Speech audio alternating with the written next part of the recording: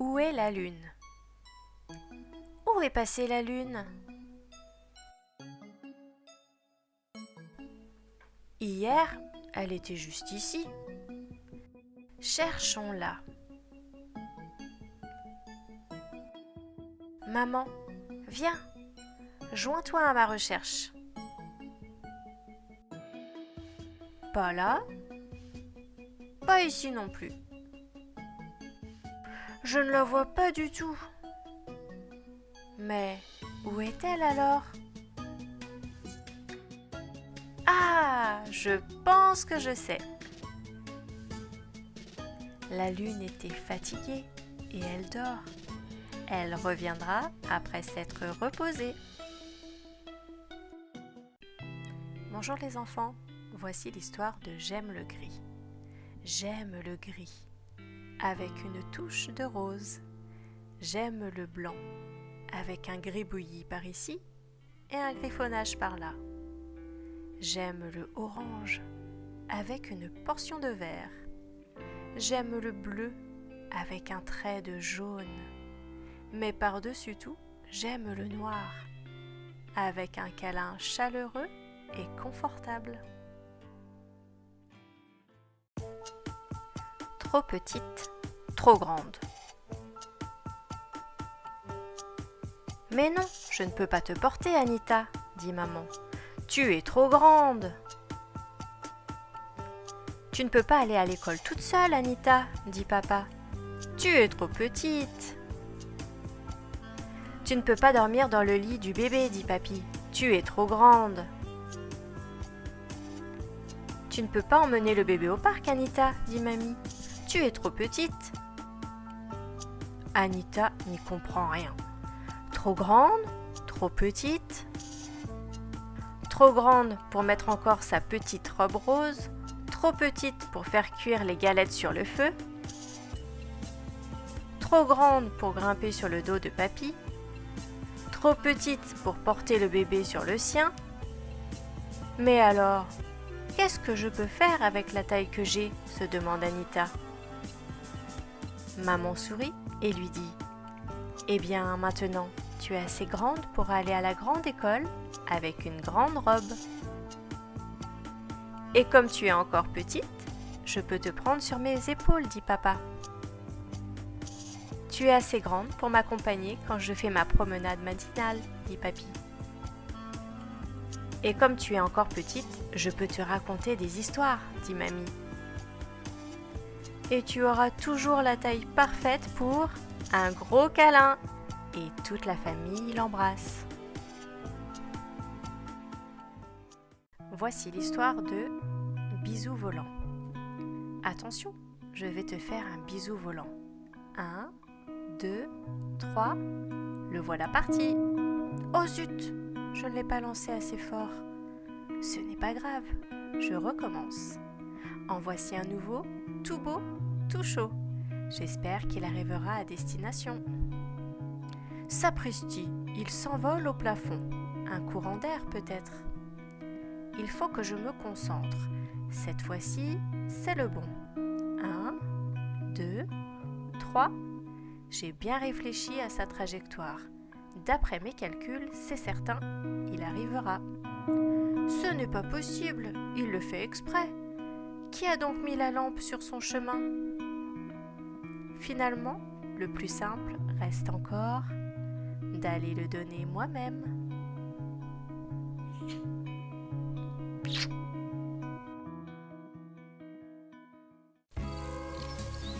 Petite Chenille a perdu sa chaussure.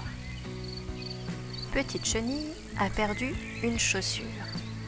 Elle a mal aux pieds à force de marcher. Petite Chenille décide d'aller voir Madame Araignée. Puis-je vous emprunter une chaussure? Mais la chaussure de Madame Araignée est trop petite. Petite Chenille est triste. Sa chaussure lui manque. Petite Chenille décide d'aller voir Madame Grenouille. Puis-je vous emprunter une chaussure? Mais la chaussure de Madame Grenouille est trop grande. Petite Chenille décide d'aller voir Madame Sauterelle.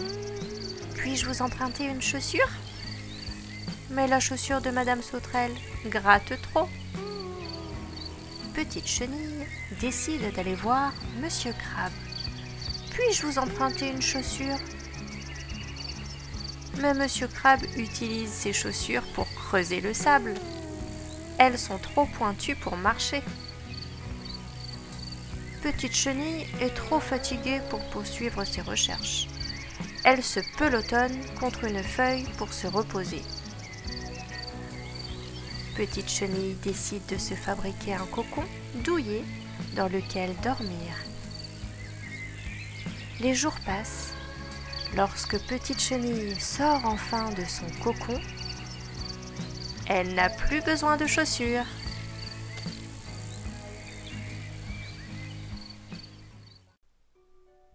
Groudou, le hérisson. Bonjour, je m'appelle Groudou. Je suis un petit hérisson qui aime bien danser, chanter et m'amuser. Mais ce que je n'aime pas trop, ce sont ces longs poils durs que j'ai sur tout mon dos et qu'on appelle des piquants. Les autres non plus ne les aiment pas d'ailleurs. Sur l'aire de jeu, personne ne veut jouer avec moi. Au camping de la Clairière, personne ne veut partager sa tente avec moi. Tu ne peux pas dormir à côté de nous, disent les autres animaux. Tu nous ferais mal avec tes piquants. Un jour que j'étais tout seul, une petite souris s'est approchée de moi et m'a dit « Groudou, avec tes piquants, tu es une personne vraiment spéciale. » La petite souris voulait m'aider et comme elle savait coudre, elle m'a fait une jolie chemise. Tout fière, je suis allée montrer ma chemise aux autres animaux. Mais ils ont crié « Ne t'approche pas de nous! Tu as des piquants pointus dans le dos. » Des piquants ? Mais non, je n'en ai pas. Les autres animaux se sont moqués de moi et je suis retournée voir la souris, ma seule amie. « Ah, mais tes piquants ont transpercé la chemise !» J'avais envie de pleurer. Je ne savais plus quoi faire. Mais la souris avait une idée. « Ne t'en fais pas, mon très piquant ami, j'ai la solution. » Munie de peinture orange et rouge, elle s'est mise à me peindre les piquants. Mon dos semblait être en flammes. Et voilà, n'aie plus peur. Tu peux aller retrouver les autres. Ils seront étonnés. En effet, dès qu'ils m'ont vue avec mes piquants couleur de feu, ils m'ont admirée et auraient bien voulu que la souris les peigne eux aussi. Depuis ce jour-là, tout le monde joue avec moi. Je ne suis plus seule grâce à mon amie la souris. Et maintenant, je suis très content d'avoir des piquants. Bonjour les enfants, voici l'histoire des oreilles. Les oreilles de Kitty sont oh, si douces. Les oreilles de Jumbo sont oh, si longues. Les oreilles d'un lapin sont oh, si belles. Les oreilles d'une souris sont oh, si petites. Oh, les oreilles de l'éléphant sont oh, si grandes. Bonjour petite fourmi. Où sont tes oreilles ? Je ne peux pas les voir. Comment entends-tu, ma chère fourmi ? S'il te plaît, viens me le dire à l'oreille. Miss Anémone veut explorer le monde. Miss Anémone vivait au fond de l'océan. Toute la journée, elle restait accrochée par son gros pied unique au même rocher glissant. Ses petits tentacules lui permettaient d'attraper sa nourriture. Quand elle était en colère, elle repoussait les autres créatures avec ses tentacules urticants. Mais aujourd'hui, elle se sentait très seule sur son rocher. « Je n'ai ni pattes ni nageoires. Je ne ressemble pas aux autres créatures marines. » Même le Bernard l'ermite peut partir à l'aventure, tandis que moi... Mais, tout à coup... « Au secours! Ce gros poisson veut m'arracher de ma coquille !» Miss Anémone secoua ses tentacules et dissimula le Bernard l'ermite dedans. « Va-t'en, espèce de grosse brute !» cria-t-elle au poisson. Le gros poisson montra les dents, mais il eut peur d'être piqué par les tentacules. Il abandonna la partie et décampa en faisant onduler vivement sa queue. « Ouf !» s'écria le Bernard l'ermite. « C'est bon ? Il est parti ? » « Oui, vous pouvez sortir, » répondit Miss Anémone. « Comment vous appelez-vous ? » ?»« Je m'appelle Herman. Je vis comme un ermite, mais je crois que j'ai besoin d'un garde du corps. J'aimerais tellement avoir votre courage. »« Je m'appelle Miss Anémone. J'aimerais pouvoir explorer le monde comme vous. »« Pourquoi ne le faites-vous pas ? Je suis accrochée à mon rocher. Je ne peux pas bouger. Je n'ai pas de pattes. Et moi, je n'ai pas de tentacules urticants. Mais je crois que j'ai une idée. » Herman prit Miss Anémone par un tentacule et se mit à danser autour d'elle en faisant des grimaces. Au début, Miss Anémone ne trouva ça pas drôle du tout. Mais elle finit par éclater de rire tellement fort qu'elle se détacha de son rocher. Pop ! Herman la souleva doucement et l'installa sur sa coquille. « Prête, Miss Anémone ? Allez, en route pour l'aventure !» Miss Anémone put enfin partir explorer les océans et attraper de la nourriture succulente avec ses tentacules. Elle utilise désormais ses tentacules urticants seulement pour empêcher les vilains poissons de dévorer Herman. Et elle ne se sent plus jamais seule.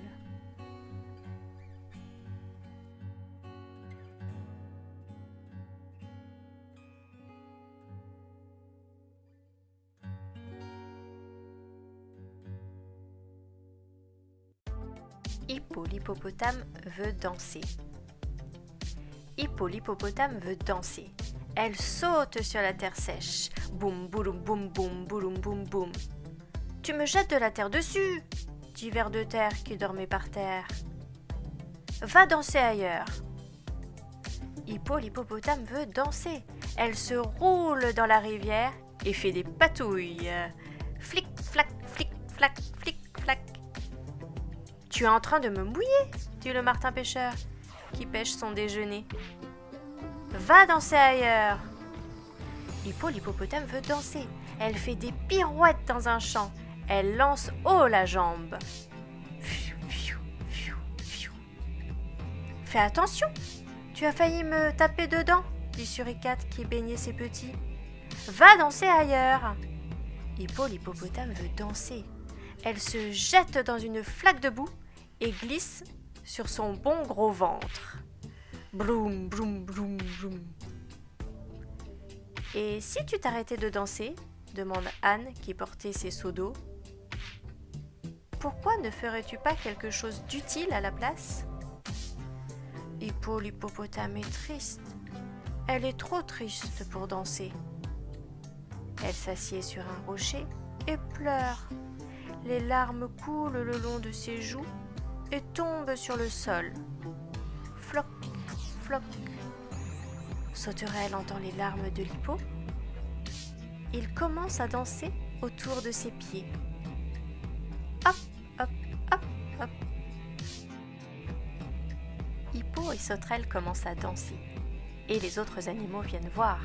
Oh, quel beau ballet! Tous les animaux se mettent à danser avec eux.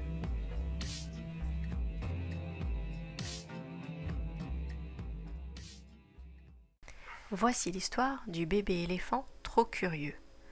Tout le monde sait que l'éléphant a un nez très long. En êtes-vous sûr ? Il y a longtemps, le nez de l'éléphant était gros et court, comme une chaussure au milieu de sa figure. Mais un jour, naquit un bébé éléphant très curieux. Il avait une question pour chaque animal. Il était curieux à propos de la girafe. « Pourquoi as-tu un long cou ?» demandait-il. Il était curieux à propos du rhinocéros. « Pourquoi ta corne est-elle si pointue ?» Il était curieux au sujet de l'hippopotame. « Pourquoi as-tu des yeux rouges ?» demandait-il. Et il était curieux au sujet du crocodile. « Que manges-tu, crocodile, pour le dîner ?» « Ne pose jamais ce genre de questions, lui dit sa maman. Elle s'éloigna en fronçant les sourcils. Mais le corbeau, très malin, dit au bébé éléphant : « Suis-moi à la rivière, et là, tu verras ce que mange le crocodile pour le dîner. » Le bébé éléphant suivit le corbeau le long du chemin jusqu'à la rivière. Il se fraya un passage au travers des roseaux. Il regarda dans l'eau. Où était le crocodile ? « Bonjour !» déclara une pierre dans l'eau de la rivière. « Bonjour !» dit le bébé éléphant. « Peut-être pourriez-vous me dire ce que le crocodile mange pour le dîner ?»« Penche-toi et je vais te le dire, » déclara la pierre. « Plus bas, plus bas !» Le bébé éléphant se pencha très bas, jusqu'à ce que, schlac, son nez fut pris dans les mâchoires du crocodile. « Crocodile, que manges-tu pour le dîner ?» croissa le corbeau. Le bébé éléphant s'assit sur ses jambes musclées et tira, et tira, et tira, mais le crocodile ne lâcha pas.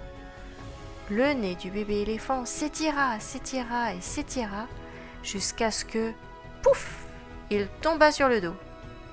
Déçu d'avoir perdu son dîner, le crocodile disparut sous l'eau. Le bébé éléphant regarda son nez et il ne pouvait pas en voir le bout. Il était si long que maintenant il pouvait cueillir les fruits sur les branches les plus hautes et s'asperger d'eau pendant les journées les plus chaudes. Depuis ce jour, tous les éléphants ont des trompes très longues et c'est très utile. Voici l'histoire de comment la fourmi sauva la colombe. C'était une chaude journée d'été dans la forêt sèche. La petite fourmi n'avait pas eu d'eau depuis plusieurs jours. « J'ai besoin d'une goutte d'eau, même si elle tombe d'une feuille. » Mais même la rosée avait séché. « Si je ne bois pas, je vais mourir !» s'écria la petite fourmi. « Je dois aller à la rivière dont j'ai entendu parler. »« La rivière va t'emporter !» l'avertit un sage écureuil. Mais la petite fourmi avait trop soif. « Je vais mourir si je ne bois pas d'eau !» La petite fourmi partit chercher la rivière, dans l'herbe sèche et au-dessus des branches sèches, jusqu'à ce qu'elle entende l'eau de la rivière. La petite fourmi prit une grande gorgée d'eau fraîche. Elle était si heureuse qu'elle ne vit pas la vague monter. La fourmi tenta de saisir l'herbe sèche flottant devant elle, mais elle fut emportée par l'eau. « À l'aide, aidez-moi, s'il vous plaît !»« Vite, montez !» déclara la colombe en tenant une branche dans son bec.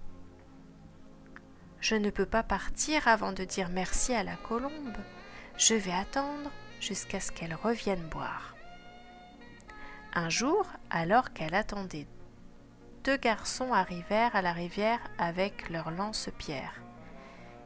« Il y a une grande colombe qui vient ici pour boire, » dit un garçon. « Nous l'aurons pour le dîner ce soir. » « Je ne peux pas laisser ces garçons tuer la colombe. Mais je suis si petite. Que puis-je faire ?» À ce moment-là, la colombe descendit de l'arbre pour boire. La petite fourmi eut une idée. Elle sauta sur le pied d'un garçon et le mordit aussi fort qu'elle put. Le garçon sauta. « Aïe !» s'écria-t-il. La colombe fut surprise et s'envola dans un lieu sûr. C'est ainsi que la petite fourmi remercia la colombe de lui avoir sauvé la vie.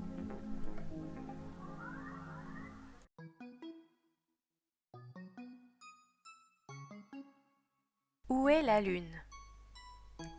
Où est passée la lune? Hier, elle était juste ici. Cherchons-la. Maman, viens, joins-toi à ma recherche. Pas là, pas ici non plus. Je ne la vois pas du tout. Mais où est-elle alors?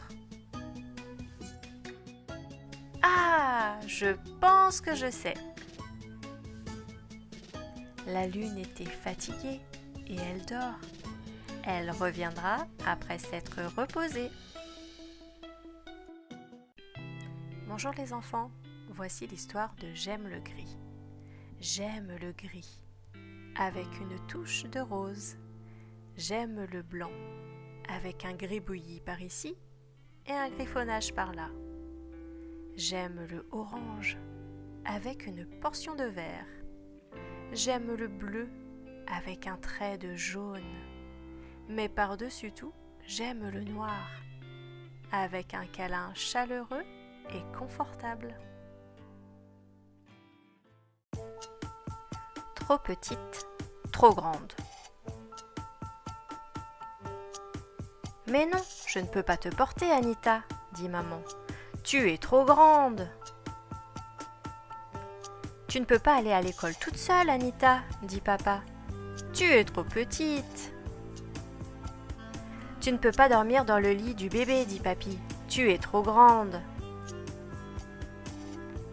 Tu ne peux pas emmener le bébé au parc, Anita, dit mamie. Tu es trop petite. Anita n'y comprend rien. Trop grande, trop petite. Trop grande pour mettre encore sa petite robe rose. Trop petite pour faire cuire les galettes sur le feu. Trop grande pour grimper sur le dos de papy. Trop petite pour porter le bébé sur le sien. Mais alors, qu'est-ce que je peux faire avec la taille que j'ai ? Se demande Anita. Maman sourit et lui dit : Eh bien, maintenant, tu es assez grande pour aller à la grande école avec une grande robe. Et comme tu es encore petite, je peux te prendre sur mes épaules, dit papa. Tu es assez grande pour m'accompagner quand je fais ma promenade matinale, dit papy. Et comme tu es encore petite, je peux te raconter des histoires, dit mamie. Et tu auras toujours la taille parfaite pour un gros câlin. Et toute la famille l'embrasse. Voici l'histoire de Bisou volant. Attention, je vais te faire un bisou volant. 1, 2, 3, le voilà parti. Oh zut, je ne l'ai pas lancé assez fort. Ce n'est pas grave, je recommence. En voici un nouveau, tout beau, tout chaud. J'espère qu'il arrivera à destination. Sapristi, il s'envole au plafond. Un courant d'air peut-être. Il faut que je me concentre. Cette fois-ci, c'est le bon. 1, 2, 3. J'ai bien réfléchi à sa trajectoire. D'après mes calculs, c'est certain, il arrivera. Ce n'est pas possible, il le fait exprès. Qui a donc mis la lampe sur son chemin ? Finalement, le plus simple reste encore d'aller le donner moi-même.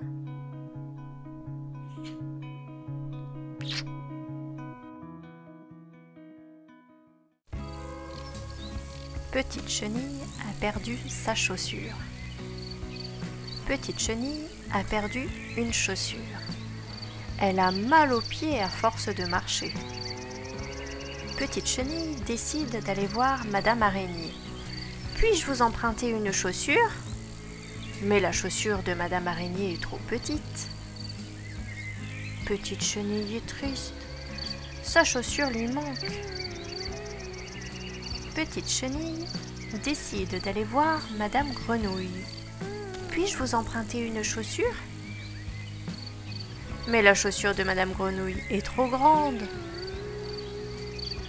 Petite Chenille décide d'aller voir Madame Sauterelle. Puis-je vous emprunter une chaussure ? Mais la chaussure de Madame Sauterelle gratte trop. Petite Chenille décide d'aller voir Monsieur Crabe. Puis-je vous emprunter une chaussure ? Mais Monsieur Crabe utilise ses chaussures pour creuser le sable. Elles sont trop pointues pour marcher. Petite Chenille est trop fatiguée pour poursuivre ses recherches. Elle se pelotonne contre une feuille pour se reposer. Petite Chenille décide de se fabriquer un cocon douillet dans lequel dormir. Les jours passent.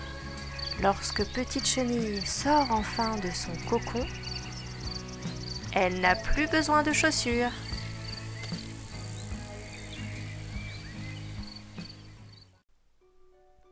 Groudou, le hérisson.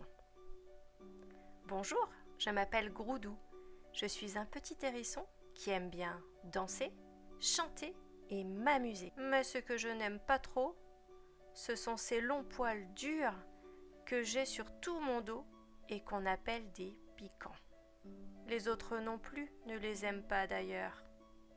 Sur l'aire de jeu, personne ne veut jouer avec moi. Au camping de la Clairière, personne ne veut partager sa tente avec moi. Tu ne peux pas dormir à côté de nous, disent les autres animaux. Tu nous ferais mal avec tes piquants. Un jour que j'étais tout seul, une petite souris s'est approchée de moi et m'a dit « Groudou, avec tes piquants, tu es une personne vraiment spéciale. » La petite souris voulait m'aider et comme elle savait coudre, elle m'a fait une jolie chemise. Tout fière, je suis allée montrer ma chemise aux autres animaux. Mais ils ont crié « Ne t'approche pas de nous, tu as des piquants pointus dans le dos. » Des piquants ? Mais non, je n'en ai pas. Les autres animaux se sont moqués de moi et je suis retournée voir la souris, ma seule amie. « Ah, mais tes piquants ont transpercé la chemise. » J'avais envie de pleurer. Je ne savais plus quoi faire. Mais la souris avait une idée. « Ne t'en fais pas, mon très piquant ami, j'ai la solution. » Munie de peinture orange et rouge, elle s'est mise à me peindre les piquants. Mon dos semblait être en flammes. Et voilà, n'aie plus peur. Tu peux aller retrouver les autres. Ils seront étonnés. En effet, dès qu'ils m'ont vue avec mes piquants couleur de feu, ils m'ont admirée et auraient bien voulu que la souris les peigne eux aussi. Depuis ce jour-là, tout le monde joue avec moi. Je ne suis plus seule grâce à mon amie la souris. Et maintenant, je suis très content d'avoir des piquants. Bonjour les enfants, voici l'histoire des oreilles. Les oreilles de Kitty sont si douces. Les oreilles de Jumbo sont si longues. Les oreilles d'un lapin sont si belles. Les oreilles d'une souris sont si petites. Les oreilles de l'éléphant sont si grandes. Bonjour petite fourmi. Où sont tes oreilles ? Je ne peux pas les voir. Comment entends-tu, ma chère fourmi ? S'il te plaît, viens me le dire à l'oreille. Miss Anémone veut explorer le monde. Miss Anémone vivait au fond de l'océan. Toute la journée, elle restait accrochée par son gros pied unique au même rocher glissant. Ses petits tentacules lui permettaient d'attraper sa nourriture. Quand elle était en colère, elle repoussait les autres créatures avec ses tentacules urticants. Mais aujourd'hui, elle se sentait très seule sur son rocher. « Je n'ai ni pattes ni nageoires. Je ne ressemble pas aux autres créatures marines. » Même le Bernard l'ermite peut partir à l'aventure, tandis que moi... Mais, tout à coup... « Au secours! Ce gros poisson veut m'arracher de ma coquille !» Miss Anémone secoua ses tentacules et dissimula le Bernard l'ermite dedans. « Va-t'en, espèce de grosse brute !» cria-t-elle au poisson. Le gros poisson montra les dents, mais il eut peur d'être piqué par les tentacules. Il abandonna la partie et décampa en faisant onduler vivement sa queue. « Ouf !» s'écria le Bernard l'ermite. « C'est bon ? Il est parti ? » « Oui, vous pouvez sortir, » répondit Miss Anémone. « Comment vous appelez-vous ? » « Je m'appelle Herman. Je vis comme un ermite, mais je crois que j'ai besoin d'un garde du corps. J'aimerais tellement avoir votre courage. » « Je m'appelle Miss Anémone. J'aimerais pouvoir explorer le monde comme vous. » « Pourquoi ne le faites-vous pas ? Je suis accrochée à mon rocher. Je ne peux pas bouger. Je n'ai pas de pattes. Et moi, je n'ai pas de tentacules urticants. Mais je crois que j'ai une idée. Herman prit Miss Anémone par un tentacule et se mit à danser autour d'elle en faisant des grimaces. Au début, Miss Anémone ne trouva ça pas drôle du tout. Mais elle finit par éclater de rire tellement fort qu'elle se détacha de son rocher. Hop ! Herman la souleva doucement et l'installa sur sa coquille. « Prête, Miss Anémone ? Allez, en route pour l'aventure !» Miss Anémone put enfin partir explorer les océans et attraper de la nourriture succulente avec ses tentacules. Elle utilise désormais ses tentacules urticants seulement pour empêcher les vilains poissons de dévorer Herman. Et elle ne se sent plus jamais seule.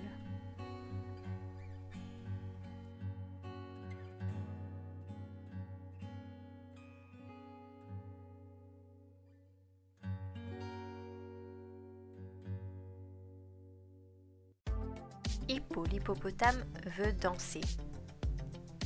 Hippo l'hippopotame veut danser. Elle saute sur la terre sèche. Boum, boum, boum, boum, boum, boum, boum. « Tu me jettes de la terre dessus !» dit Ver de Terre qui dormait par terre. « Va danser ailleurs !»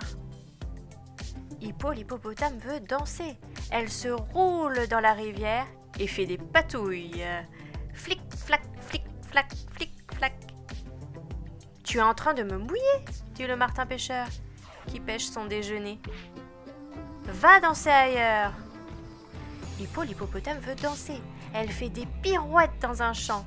Elle lance haut la jambe. « Fais attention, tu as failli me taper dedans !» dit Suricate qui baignait ses petits.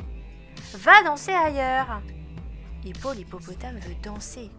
Elle se jette dans une flaque de boue et glisse sur son bon gros ventre.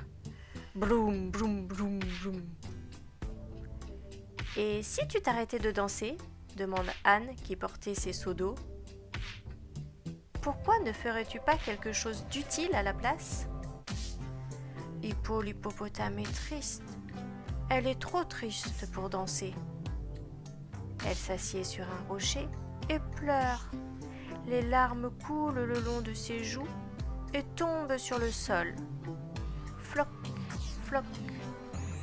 Sauterelle entend les larmes de l'hippo. Il commence à danser autour de ses pieds. Hop, hop, hop, hop. Hippo corbeau et sauterelle commencent à danser. Et les autres animaux viennent voir. Oh, quel beau ballet! Tous les animaux se mettent à danser avec eux.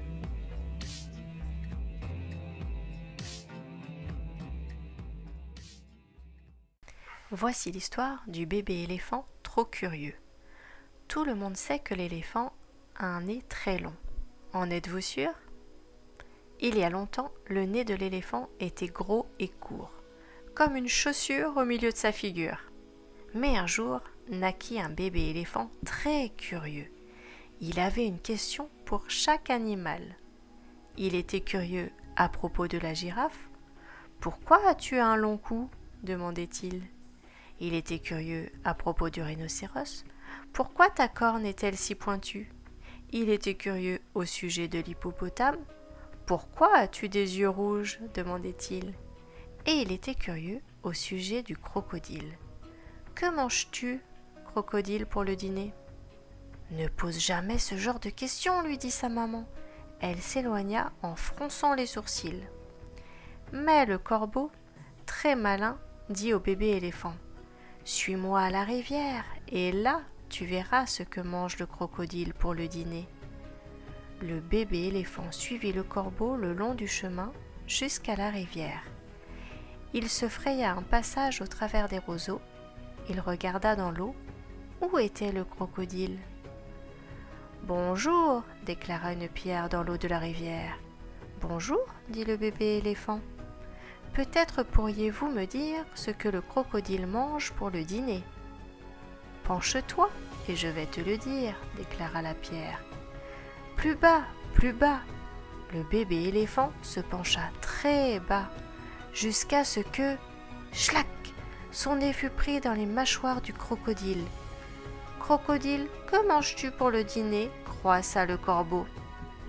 Le bébé éléphant s'assit sur ses jambes musclées et tira, et tira, et tira, mais le crocodile ne lâcha pas. Le nez du bébé éléphant s'étira, s'étira et s'étira, jusqu'à ce que, pouf, il tomba sur le dos. Déçu d'avoir perdu son dîner, le crocodile disparut sous l'eau. Le bébé éléphant regarda son nez et il ne pouvait pas en voir le bout.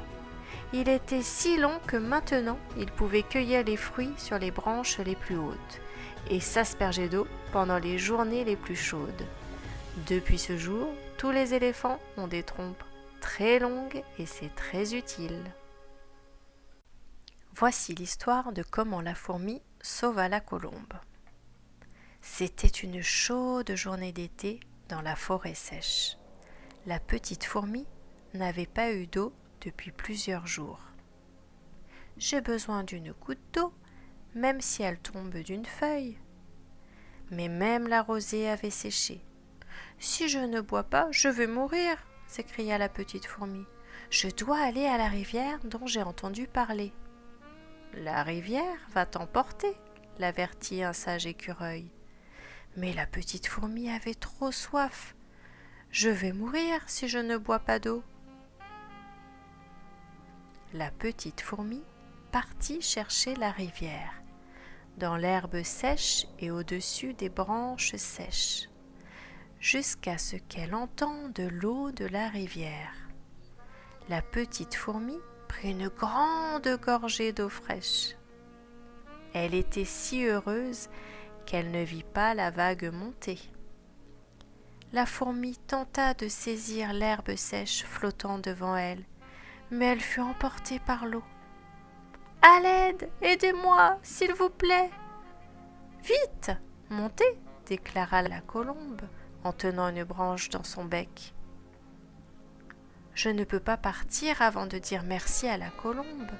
Je vais attendre jusqu'à ce qu'elle revienne boire. » Un jour, alors qu'elle attendait, 2 garçons arrivèrent à la rivière avec leurs lance-pierres. « Il y a une grande colombe qui vient ici pour boire, » dit un garçon. « Nous l'aurons pour le dîner ce soir. » « Je ne peux pas laisser ces garçons tuer la colombe. Mais je suis si petite. Que puis-je faire ?» À ce moment-là, la colombe descendit de l'arbre pour boire. La petite fourmi eut une idée. Elle sauta sur le pied d'un garçon et le mordit aussi fort qu'elle put. Le garçon sauta. « Aïe !» s'écria-t-il. La colombe fut surprise et s'envola dans un lieu sûr. C'est ainsi que la petite fourmi remercia la colombe de lui avoir sauvé la vie.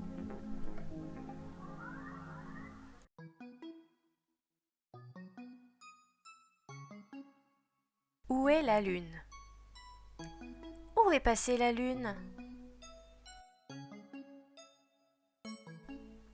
Hier, elle était juste ici. Cherchons-la. Maman, viens, joins-toi à ma recherche. Pas là, pas ici non plus. Je ne la vois pas du tout. Mais où est-elle alors ? Ah, je pense que je sais. La lune était fatiguée et elle dort. Elle reviendra après s'être reposée. Bonjour les enfants, voici l'histoire de J'aime le gris. J'aime le gris, avec une touche de rose. J'aime le blanc, avec un gris bouilli par ici et un griffonnage par là. J'aime le orange, avec une portion de vert. J'aime le bleu, avec un trait de jaune. Mais par-dessus tout, j'aime le noir, avec un câlin chaleureux et confortable. Trop petite, trop grande. Mais non, je ne peux pas te porter, Anita, dit maman. Tu es trop grande. Tu ne peux pas aller à l'école toute seule, Anita, dit papa. Tu es trop petite. Tu ne peux pas dormir dans le lit du bébé, dit papy. Tu es trop grande. Tu ne peux pas emmener le bébé au parc, Anita, dit mamie. Tu es trop petite. Anita n'y comprend rien. Trop grande, trop petite. Trop grande pour mettre encore sa petite robe rose. Trop petite pour faire cuire les galettes sur le feu. Trop grande pour grimper sur le dos de papy. Trop petite pour porter le bébé sur le sien. Mais alors, qu'est-ce que je peux faire avec la taille que j'ai ? Se demande Anita. Maman sourit et lui dit : Eh bien, maintenant, tu es assez grande pour aller à la grande école avec une grande robe. Et comme tu es encore petite, je peux te prendre sur mes épaules, dit papa. Tu es assez grande pour m'accompagner quand je fais ma promenade matinale, dit papy. Et comme tu es encore petite, je peux te raconter des histoires, dit mamie. Et tu auras toujours la taille parfaite pour un gros câlin. Et toute la famille l'embrasse. Voici l'histoire de Bisou volant. Attention, je vais te faire un bisou volant. 1, 2, 3, le voilà parti. Oh zut, je ne l'ai pas lancé assez fort. Ce n'est pas grave, je recommence. En voici un nouveau, tout beau, tout chaud. J'espère qu'il arrivera à destination. Sapristi, il s'envole au plafond. Un courant d'air peut-être. Il faut que je me concentre. Cette fois-ci, c'est le bon. 1, 2, 3. J'ai bien réfléchi à sa trajectoire. D'après mes calculs, c'est certain, il arrivera. Ce n'est pas possible, il le fait exprès. Qui a donc mis la lampe sur son chemin ?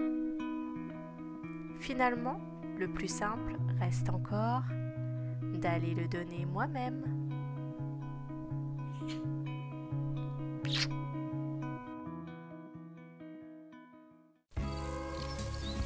Petite Chenille a perdu sa chaussure. Petite Chenille a perdu une chaussure. Elle a mal aux pieds à force de marcher. Petite Chenille décide d'aller voir Madame Araignée. « Puis-je vous emprunter une chaussure ?» Mais la chaussure de Madame Araignée est trop petite. Petite Chenille est triste. Sa chaussure lui manque. Petite Chenille décide d'aller voir Madame Grenouille. Puis-je vous emprunter une chaussure ? Mais la chaussure de Madame Grenouille est trop grande. Petite Chenille décide d'aller voir Madame Sauterelle. Puis-je vous emprunter une chaussure ? Mais la chaussure de Madame Sauterelle gratte trop.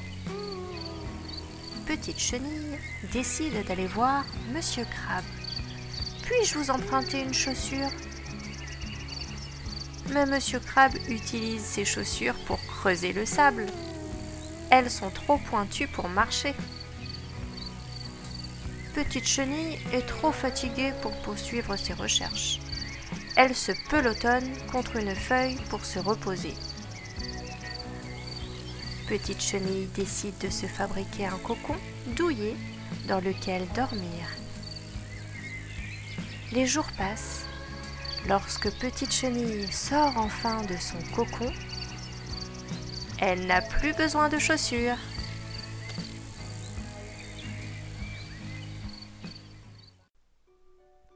Groudou, le hérisson.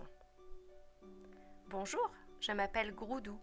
Je suis un petit hérisson qui aime bien danser, chanter et m'amuser. Mais ce que je n'aime pas trop, ce sont ces longs poils durs que j'ai sur tout mon dos et qu'on appelle des piquants. Les autres non plus ne les aiment pas d'ailleurs. Sur l'aire de jeu, personne ne veut jouer avec moi. Au camping de la Clairière, personne ne veut partager sa tente avec moi. Tu ne peux pas dormir à côté de nous, disent les autres animaux. Tu nous ferais mal avec tes piquants. Un jour que j'étais tout seul, une petite souris s'est approchée de moi et m'a dit « Groudou, avec tes piquants, tu es une personne vraiment spéciale. » La petite souris voulait m'aider et comme elle savait coudre, elle m'a fait une jolie chemise. Tout fière, je suis allée montrer ma chemise aux autres animaux. Mais ils ont crié « Ne t'approche pas de nous, tu as des piquants pointus dans le dos. » Des piquants ? Mais non, je n'en ai pas. Les autres animaux se sont moqués de moi et je suis retournée voir la souris, ma seule amie. « Ah, mais tes piquants ont transpercé la chemise. » J'avais envie de pleurer. Je ne savais plus quoi faire. Mais la souris avait une idée. « Ne t'en fais pas, mon très piquant ami, j'ai la solution. » Munie de peinture orange et rouge, elle s'est mise à me peindre les piquants. Mon dos semblait être en flammes.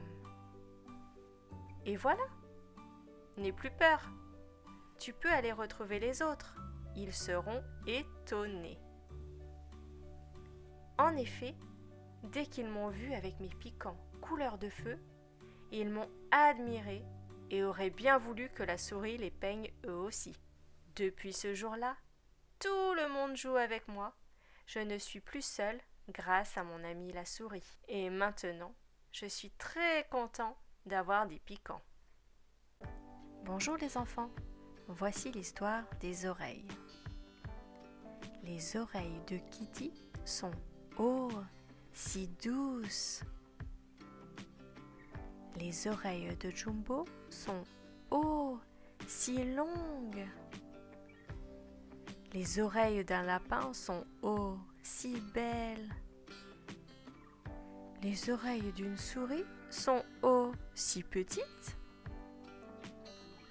Oh, les oreilles de l'éléphant sont oh, si grandes. Bonjour petite fourmi. Où sont tes oreilles ? Je ne peux pas les voir. Comment entends-tu, ma chère fourmi ? S'il te plaît, viens me le dire à l'oreille. Miss Anémone veut explorer le monde. Miss Anémone vivait au fond de l'océan. Toute la journée, elle restait accrochée par son gros pied unique au même rocher glissant. Ses petits tentacules lui permettaient d'attraper sa nourriture. Quand elle était en colère, elle repoussait les autres créatures avec ses tentacules urticants. Mais aujourd'hui, elle se sentait très seule sur son rocher. « Je n'ai ni pattes ni nageoires. Je ne ressemble pas aux autres créatures marines. » Même le Bernard l'ermite peut partir à l'aventure, tandis que moi... Mais, tout à coup... « Au secours! Ce gros poisson veut m'arracher de ma coquille !» Miss Anémone secoua ses tentacules et dissimula le Bernard l'ermite dedans. « Va-t'en, espèce de grosse brute !» cria-t-elle au poisson. Le gros poisson montra les dents, mais il eut peur d'être piqué par les tentacules. Il abandonna la partie et décampa en faisant onduler vivement sa queue. « Ouf !» s'écria le Bernard l'ermite. « C'est bon ? Il est parti ? » « Oui, vous pouvez sortir, » répondit Miss Anémone. « Comment vous appelez-vous ? » « Je m'appelle Herman. Je vis comme un ermite, mais je crois que j'ai besoin d'un garde du corps. J'aimerais tellement avoir votre courage. » « Je m'appelle Miss Anémone. J'aimerais pouvoir explorer le monde comme vous. » « Pourquoi ne le faites-vous pas ? Je suis accrochée à mon rocher. Je ne peux pas bouger. Je n'ai pas de pattes. Et moi, je n'ai pas de tentacules urticants. Mais je crois que j'ai une idée. Herman prit Miss Anémone par un tentacule et se mit à danser autour d'elle en faisant des grimaces. Au début, Miss Anémone ne trouva ça pas drôle du tout. Mais elle finit par éclater de rire tellement fort qu'elle se détacha de son rocher. Hop ! Herman la souleva doucement et l'installa sur sa coquille. « Prête, Miss Anémone ? Allez, en route pour l'aventure !» Miss Anémone put enfin partir explorer les océans et attraper de la nourriture succulente avec ses tentacules. Elle utilise désormais ses tentacules urticants seulement pour empêcher les vilains poissons de dévorer Herman. Et elle ne se sent plus jamais seule.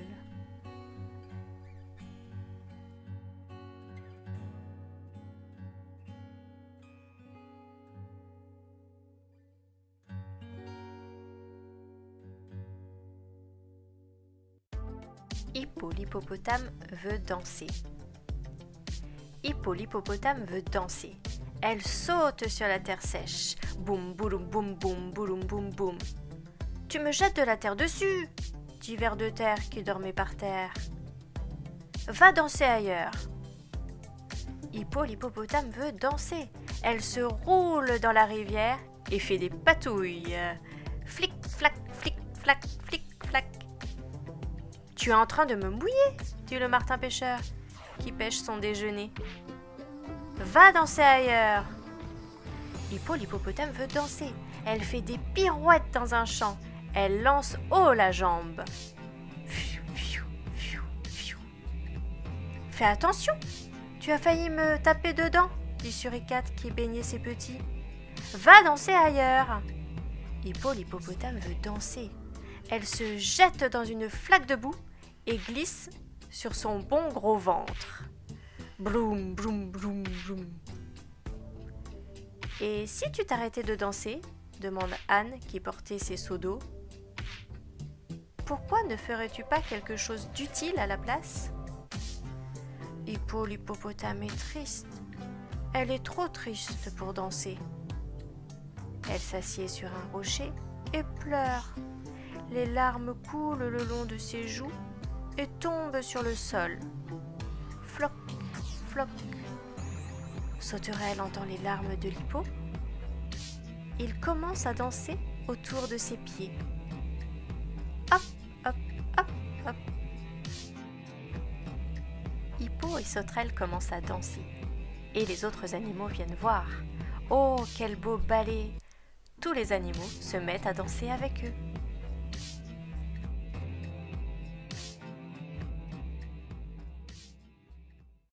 Voici l'histoire du bébé éléphant trop curieux. Tout le monde sait que l'éléphant a un nez très long. En êtes-vous sûr? Il y a longtemps, le nez de l'éléphant était gros et court, comme une chaussure au milieu de sa figure. Mais un jour, naquit un bébé éléphant très curieux. Il avait une question pour chaque animal. Il était curieux à propos de la girafe. « Pourquoi as-tu un long cou ?» demandait-il. Il était curieux à propos du rhinocéros. « Pourquoi ta corne est-elle si pointue ?» Il était curieux au sujet de l'hippopotame. « Pourquoi as-tu des yeux rouges ?» demandait-il. Et il était curieux au sujet du crocodile. « Que manges-tu, crocodile, pour le dîner ?» « Ne pose jamais ce genre de questions, lui dit sa maman. Elle s'éloigna en fronçant les sourcils. Mais le corbeau, très malin, dit au bébé éléphant : « Suis-moi à la rivière, et là, tu verras ce que mange le crocodile pour le dîner. » Le bébé éléphant suivit le corbeau le long du chemin jusqu'à la rivière. Il se fraya un passage au travers des roseaux. Il regarda dans l'eau. Où était le crocodile ? « Bonjour, déclara une pierre dans l'eau de la rivière. « Bonjour, dit le bébé éléphant. Peut-être pourriez-vous me dire ce que le crocodile mange pour le dîner. »« Penche-toi et je vais te le dire, déclara la pierre. Plus bas, plus bas. Le bébé éléphant se pencha très bas, jusqu'à ce que, schlac, son nez fut pris dans les mâchoires du crocodile. « Crocodile, que manges-tu pour le dîner ?» croissa le corbeau. Le bébé éléphant s'assit sur ses jambes musclées et tira, et tira, et tira, mais le crocodile ne lâcha pas. Le nez du bébé éléphant s'étira, s'étira et s'étira, jusqu'à ce que, pouf, il tomba sur le dos. Déçu d'avoir perdu son dîner, le crocodile disparut sous l'eau. Le bébé éléphant regarda son nez et il ne pouvait pas en voir le bout. Il était si long que maintenant il pouvait cueillir les fruits sur les branches les plus hautes et s'asperger d'eau pendant les journées les plus chaudes. Depuis ce jour, tous les éléphants ont des trompes très longues et c'est très utile. Voici l'histoire de comment la fourmi sauva la colombe. C'était une chaude journée d'été dans la forêt sèche. La petite fourmi n'avait pas eu d'eau depuis plusieurs jours. « J'ai besoin d'une goutte d'eau, même si elle tombe d'une feuille. » Mais même la rosée avait séché. « Si je ne bois pas, je vais mourir !» s'écria la petite fourmi. « Je dois aller à la rivière dont j'ai entendu parler. »« La rivière va t'emporter, » l'avertit un sage écureuil. Mais la petite fourmi avait trop soif. « Je vais mourir si je ne bois pas d'eau. » La petite fourmi partit chercher la rivière, dans l'herbe sèche et au-dessus des branches sèches, jusqu'à ce qu'elle entende l'eau de la rivière. La petite fourmi prit une grande gorgée d'eau fraîche. Elle était si heureuse qu'elle ne vit pas la vague monter.